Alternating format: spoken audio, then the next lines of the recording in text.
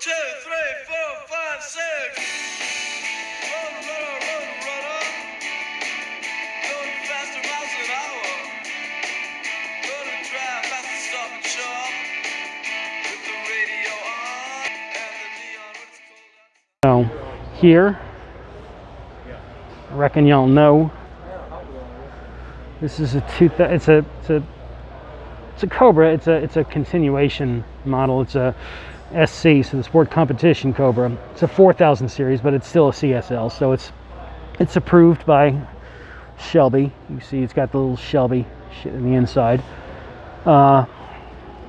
So blown away. What a muscular car. I mean, the hips on this car are just really get out there and get to pushing on this monster with that front engine.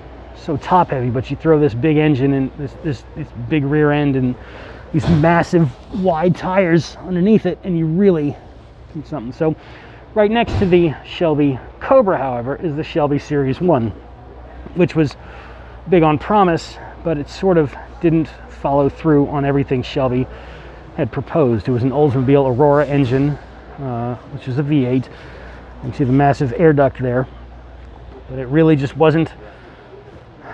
It was the car Shelby made, and but he did have to compromise in some places that a lot of people didn't like at the time. Still very powerful, very good looking, striking car. These lines, it's definitely Shelby, but it was sort of his singular follow-up. He had to do with he had control of every part of the design of this. Just ran out of money in a couple places. So you've got the Cobra, and you've got the Shelby Series 1. Here's a car that I've never really cottoned to. And as much as I'm an Alfa Romeo guy, and this is probably heresy, I don't really like the Montreal. It's a V8 Grand Touring engine car by Alfa Romeo. It's a good-looking red car. With a nice 5-speed shifter and gears. I never really got used to, kind of like the Miura, I don't like these headlights. They fold down, but it looks like there's something wrong with the car's face. And you can really get a feeling for that when I kneel down. It just throws the whole car off. The whole, looks like somebody punched it in the nose. And I could never really wrap my hands around the Montreal. It's a beautiful car, phenomenal, Italian V8, Grand Touring. Everybody who drives them says that they're an incredible ride. It's a beautiful Alfa Romeo Milano badge. I mean, everything about the car should really do it for me, but I think I just like my Alfas smaller and sportier. We have a very interesting little Italian car, the Autobianchi. A lot of y'all saw the Nissan Figaro at the front. This is the car the Figaro is based on. You see it's got that removable roof panel. Tiny little Italian motor round. Little stick shift there. Rear engine. Autobianchi was sort of a more available, it wasn't so much a sports car, but they were cars available to the masses, and they were fun and they were good looking, and it just shows that you look at a cheap or inexpensive Italian car, they do something really cool and interesting and unique with it. It's not going to be very practical, but it was still quite an incredible little good looking car. An Opel GT. I mean, this is I feel like this collection is how my mind works. It sort of bounces around from place to place. It doesn't really make any sense most of the time. But we have a couple cars here that we really need to get into. Okay. Here's the auction stage. This massive Elkhart Collection. Today is Thursday the 22nd. The auction will be tomorrow and the next day. I didn't register because it's the point, right? This is a Fiat Otto Vus. 8V. We say V8, they say 8V. When this came out, 52 and 53, Fiat came out with 150 odd cars, different designers, and it really took the world by storm. It was a V8 engine and a car by Fiat, a Grand Tourer, which is really unheard of. Fiat was kind of the GM of Italy. They produced cars for the masses. They certainly didn't produce anything as windswept and as fast and as revolutionary as a V8 with an interior like this. I mean, this was in the purview of Ferrari or Alfa Romeo, even Lancia, who was playing around with engines, but Fiat was not the company. And these Otto Vus come up so rare. There's so few of them, and the people that do have them, the collections hang on to them. So when these come up, they really go for big money, and I think that this will be a major designer. This is, you can see down there, the designer, it's a Vignale. So would have gone to Fiat would have designed the car and the engine. The buyer would have purchased the car, determined what kind of body he wanted. He would have sent it to Carrozzeria Vignale. He would have talked to the car designers at Vignale and said, you know, given them some feedback, and they would have created this car for him. It was a private work of art with the engine and the frame that he wanted, and they designed this beautiful, incredible, phenomenal body just for him, one-off. The only guy driving this car in the world would be the dude who bought it and talked to Vignale. Now, there were similar cars, but nothing like this. Here's another Otto Vus. This is, believe it or not, the same car. This is an example of what I'm talking about when you go to different carrozzerias. This is by Carrozzeria Ghia, like Carmen Ghia, Ghia of Torino. So this is a separate buyer of an Otto Vus. Bought this car. You see the Otto Vus 8V V8. Took it to Carrozzeria Ghia, which was a contemporary. This exact same car, and this is the design that they would have come up with. There you go. There's that massively long gear shifter, the Otto Vus. I mean, you're really going to go out and get in trouble when you've got a stick shift that long. It's just, I don't mean to keep harping on it, and maybe that's just me being juvenile, but my God, just look at what the Italians did with this car. This is the Ghia Otto Vus, and this is a Vignale. What's interesting is you'll see another Vignale Otto Vus in this collection that's completely different from this one. So these are really custom made cars. Designer worked with you, and that was the car you got. So these are two of the exact same cars. Fiat Otto Vus V8s, Vignale and Ghia. They're different takes. I don't know, which do y'all like?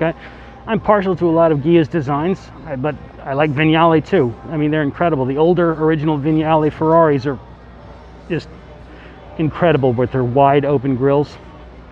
So I hate to move on, but I do see a lot of other things here. So this collection seems to bounce around a bit, much like my mind. I'm gonna walk around and tack this on so you can get a better look. This is another Fiat Otto Vus, which this guy really had a thing for these rare Italian cars. Again, you see this massive Grand Tour, big V8 engine. Look at that long gear. Let me try and get around so you can see this massive long gear shift. You just reach down, and God knows what kind of trouble you could get into with a long gear shift like that. Look at that. I mean, it's like a semi. So anyway, this is a Vignale, like the other Vignale, but as you can see, it's a much different design, much different custom design. So you saw another Fiat. This is again the same car as those two earlier Vignales, Otto Vus, and I'm going to take you over so you can see the difference. So you have this Otto Vus, Vignale design, Fiat V8. Here you have another Vignale, Fiat Otto Vus. Could have edited that, but I chose to walk over here instead for y'all because I'm much better on my feet than I am trying to edit a video. So there we have Fiat Otto Vus, second Vignale, the Ghia Otto Vus. You see, there's three cars, same car, totally customized for the owner. It's three of the 150 odd cars that there are. But you can see, even with two of the same carrozzerias, Fiat, they look totally different. Fiat Vignale, Touring, and the other body by Vignale. The thing about the 2000 GT, it was featured in a James Bond film, Sean Connery James Bond film, except they used a convertible in that film. And Toyota didn't make a convertible, but they did chop the top off existing cars for Scotsmen who were too tall to fit in their vehicles. So the convertible in the James Bond film was literally just a convertible because Sean Connery did not fit into this tiny little car. I keep coming back to this 300 SL. This is one of those grail cars, you know, like the E-Type or like the Ferrari GTO.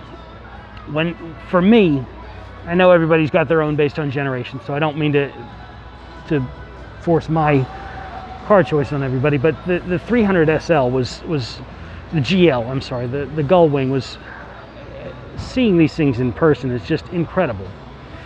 Same with the Miura. I mean, you're standing here next to Miura and realize that the roof line is slightly above my waist. And let's see, you can see right down there, I mean, just lying down in the car. Now, from all reports, it was not a great car to drive. The engine was light years beyond anything Ferrari was doing, but they did tend to catch on fire because, you know, when you put the oil, when you route the oil over top of the exhaust, you know, that's going to happen. It's going to drip oil down and it's going to catch, you know, and the carbs, when you put everything over top of the exhaust like this car did, it's going to tend to catch on fire. So they did. Now there's a whole section outside. I'm getting a little hot in here, so I might take y'all out there and apologize for any wobbling around. I am going a million miles an hour right now. So yeah, I guess I can't walk by without showing a Ferrari Testarossa. This is the pre-512, so it's still got some of the small issues. You can see the windshield, the rear view mirrors are not as high up, but it's really just, this was another one of those grail cars when I was around. I mean, this is not the same, this is the 300 SL, but everybody had a picture of a Testarossa or a Lamborghini Countach on their wall when I was a kid. That was just what you had. And I tended towards Maranello. I mean, I was a Ferrari guy more so than I was ever a Lamborghini. And this car was one of the, I mean, look at that gated shifter that you see on so many Italian cars. Even going back to the Tommaso Pantera. This car was, by all reports, beautiful to drive, but not a sports car. It was a grand touring car, very comfortable to do 140, 150 miles an hour, but you're doing it in total comfort, and it's not for doing the twisties. So that's an XK 140. See, it's got the tall grille similar to the 120, but it's got the turning signal and the fog lamps here. 120 was much more basic on the front. They shared the grille pattern, but they had a dissimilar. The 140 had more advanced lighting. The 120 was the car that would basically go to loan itself to the C-Type. A lot of American drivers would come and get the XK 120s, 140s, and 150s because you could get a car for racing that would do 150 miles an hour. You could drive it on the roads, but you would also win at the track. So that was how these cars came to. I think Phil Hill, famous driver, came to England. He saved up his money, got a 120, and came back to America, and that was how he started winning. He needed the handling of a British car because, believe me, they handle. And he needed that power of the 3.8 inline six or 3.4 inline six. Ferrari Maranello. So I'm still in the place in my life where I'm saving up money for a 550 Maranello, because when this came out, it was kind of the car that did it for me. It was a return to front engine engineering for Ferraris. After so long of mid-engine V8 Grand Tours, the BB and the Testarossa. So when the Maranello came out, it really did it for me, because look how simple it is.